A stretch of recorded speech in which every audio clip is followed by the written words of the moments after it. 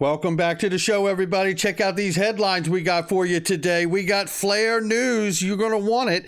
Bitcoin dip, but is BlackRock buying? Check this out. Christine Lagarde from the ECB. Oh, you're going to want to hear what they're talking about. Jeremy Allaire's in the news. We got update with dates for ISO20022 in UK faster payments. You're going to want that as well. And R3 Corda set up to use XRP again, is it?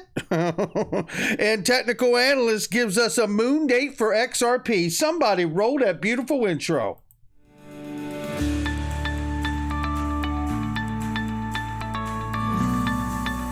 Digital Perspectives with Brad Kimes. Come on in.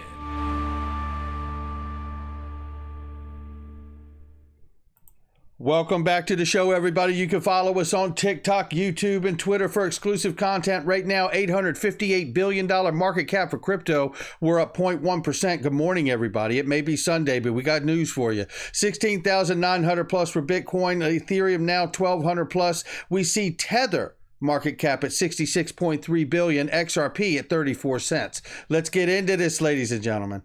It's Glint, baby. Listen to what they say in this post here, and I absolutely love it. Ladies and gentlemen, if you haven't done it, Glint Pay is an excellent place where you can check out my sponsor. I was a customer first, and that's why they became a sponsor, because the truth of the matter is that you could get physical gold and be able to have it on your phone, have a MasterCard debit card to be able to spend it. It is just incredibly useful to me, and make sure you click the link and check out and see if it's right for you. But listen to what they say here. One word will dominate the economic conversations in 2023. Hashtag recession. The IMF says that this year will be tougher than 2022, and all major economies are slowing simultaneously. Little wonder that banks have been binging on gold. This, to me, is what's so important about Glint, because it's hashtag GoldFi. Right? Because they're literally bringing it and making it possible for you to be able to get the gold you want, physically allocated gold, which you can receive if you buy enough of it. And that's why I love it. It really puts power into my hands. And I tell you, once you start doing it, you won't stop. Link underneath the video. All right, let's talk about this for a second here. Charles Gasparino has taken a 180 when it comes to the SEC versus Ripple case here. Now he's saying that there's nothing there. We're all a bunch of conspiracy theorists, essentially. And look, I want to thank Charles for his continued coverage on the SEC versus Ripple, but it is clear here that, he has taken a 180-degree change in about all of this. I'm going to focus on what the judges said in the case, is that the SEC has essentially displayed an unfaithful allegiance to the law. So, look, I'm going to tell you right now, unless Charles produces something productive that's remotely close to journalism, I'll cover it. But if he doesn't, it's for clicks and attention. That's all it is. And I'm going to not pay attention to it because it doesn't have any intelligent relevance. So the end of the day here, let's take a look at some positive news, which is tomorrow. It is the TDE, the token distribution event for FLR token. Everybody's been waiting so long. I am cautiously optimistic about this. And just full disclosure, I'm not looking to stake any of my XRP in the early days. I'm looking to learn, use the platform with the airdrop tokens. It's not financial advice. I'm just explaining to you what my approach will be in the early part of this to get a better understanding of how it works and making sure that it does work exactly the way that it has been built, designed to do so. Now, when it comes to the 15% airdrop and then the remaining 85%, FLR community reminds us that we won't know how the remaining 85% of FLR will be distributed until a future proposal which decides how this remaining FLR will be distributed has concluded. So we'll keep you up to date on that as well. Now, look at this. Now, I have, you guys know where I'm at. You've been listening to me a long time. And for anybody new, I believe that John Deaton has a debt on the money, that Gary Gensler, Goldman Gensler, is going to sue some U.S. crypto exchanges. Bitcoin holders to expect more difficulties as data point looming for another Bitcoin price drop. Investors and holders are currently at a loss and are in danger of incurring more losses, says Bitcoinist.com. Now, listen, again, not financial advice, but, looking at this, we understand there's no wrestling with the idea. Bitcoin has dominance over the crypto market as of now. Right? What I'm waiting for, what I have been here for since day one, is utility. real practical application of this technology being used by companies like Ripple and their partners. And I expect to see that continue to multiply and build and grow just as it has done over the last several years. I also expect to see that really use application come from places like PolySign as well. And you guys know this about me and many other companies and projects that will integrate this technology into their business, bringing real use case, real value to their customers, to their business. And that's how you get real adoption. Right? That's how you get the next Googles, the next Amazons, the next Facebooks.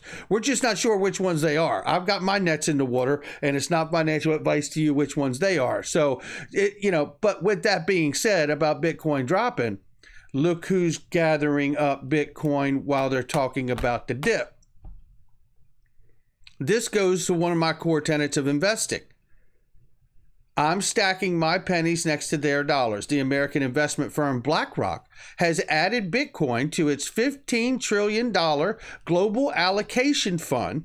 With this move, BlackRock can scoop up all Bitcoin on exchanges with just 0.32% of the assets it has under management.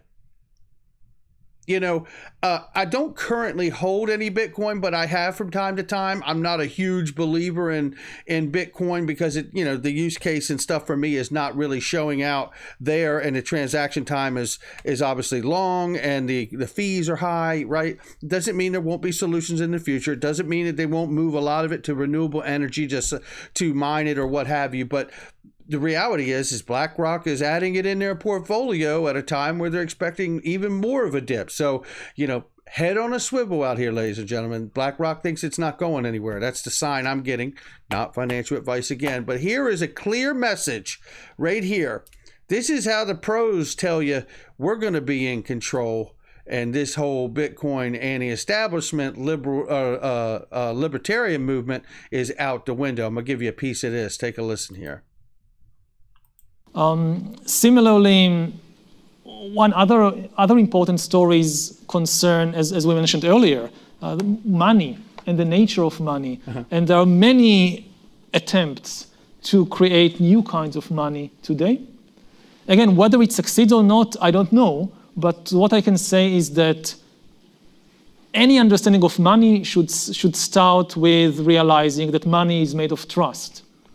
So I don't know what will be the money in 50 years, but it will be made of trust. And there you have it right there, right?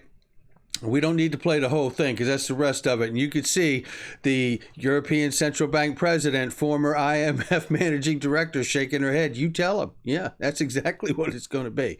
Look, this lines up with who else? Augustin Carstens, the head of the BIS, which is the central bank of central banks, right? We would know what the money is, right? The whole thing. The drill. When he starts talking, we need to know what you did with the $100 peso. It's like look, this is clear conversation, open conversation to me that it's like it will not be the Bitcoin. And we have heard Christine Lagarde say that exact phrase. Right? We are not talking about the Bitcoin. So this clearly is telling me that they are very much moving and will not stop moving to a place of control, which is where you take your paper money and you convert it to digital money. They will be in control at that bottleneck point. Don't believe it. It's still true. And here Jeremy Allaire backs up what's going on in the market here with a simple little chart.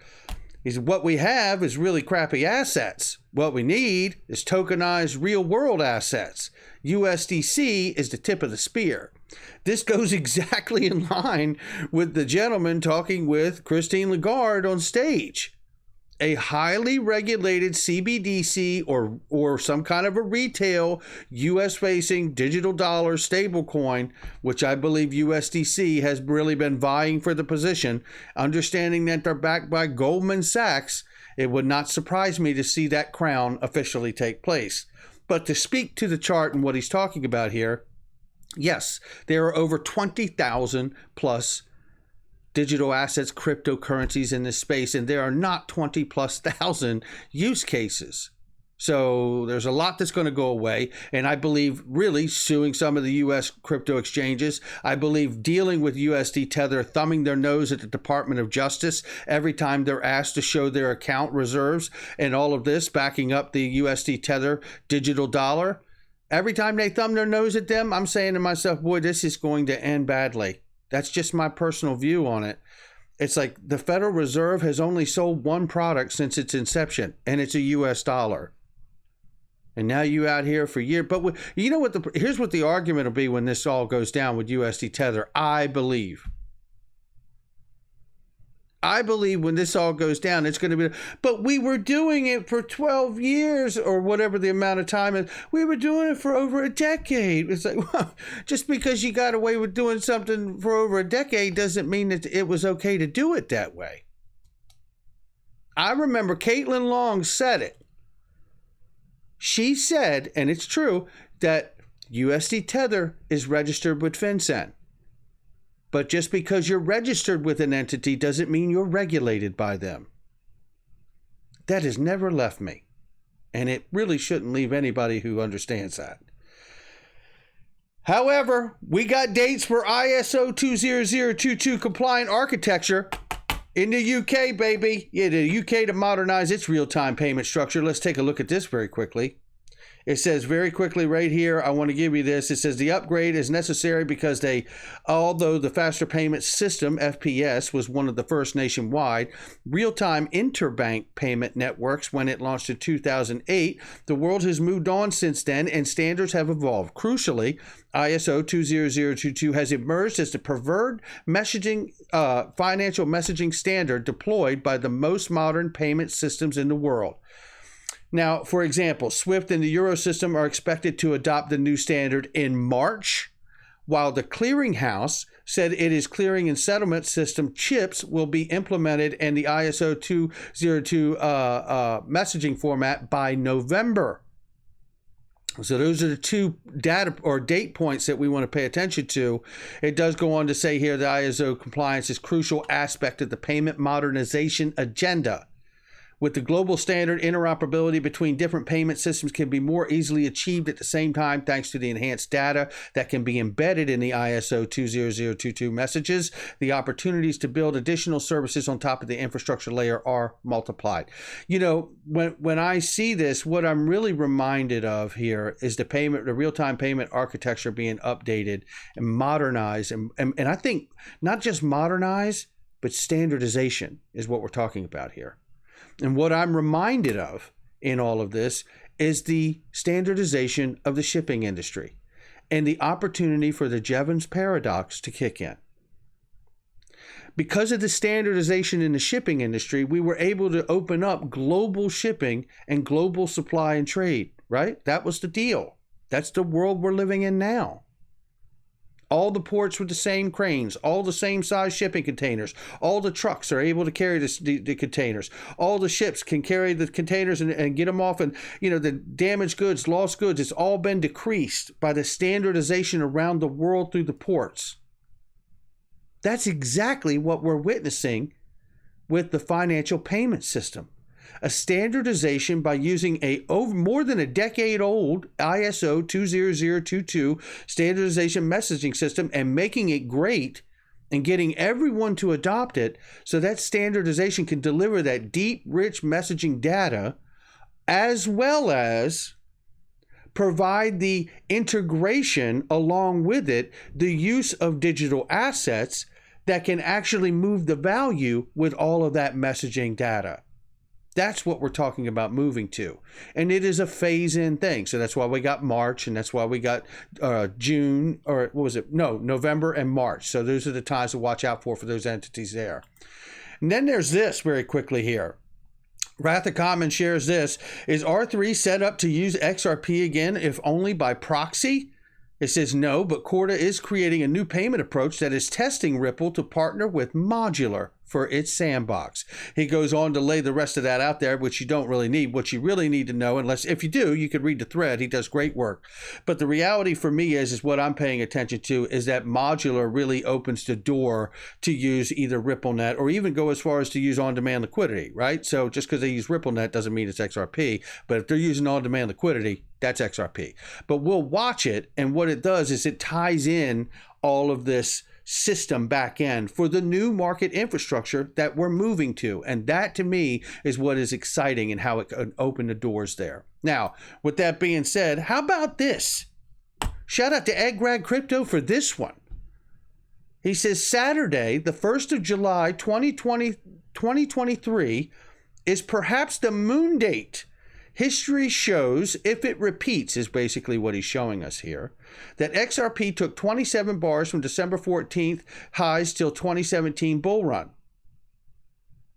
If we apply the same elapsed time and the same rationale to the current price action, then 27 bars from April 21 will lead us to July 1st of 2023. And here's the chart he's talking about. Right here. 27 bars, 27 bars, 36 bars. You know, there's no guarantee here. What he's sharing with us here is like windows of opportunity according to the chart, should it continue to play out in the manner that it does.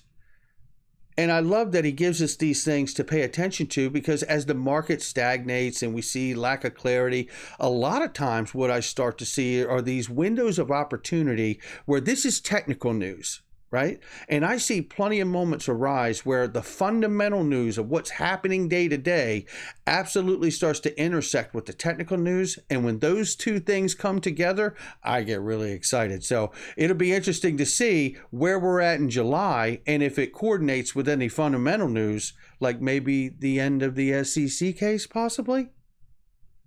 That's going to do it for me, ladies and gentlemen. Not financial advice from me or anyone else. Make sure you check out all the links underneath the video. They're great products and services I use each and every day, and I'll catch all of you on the next one.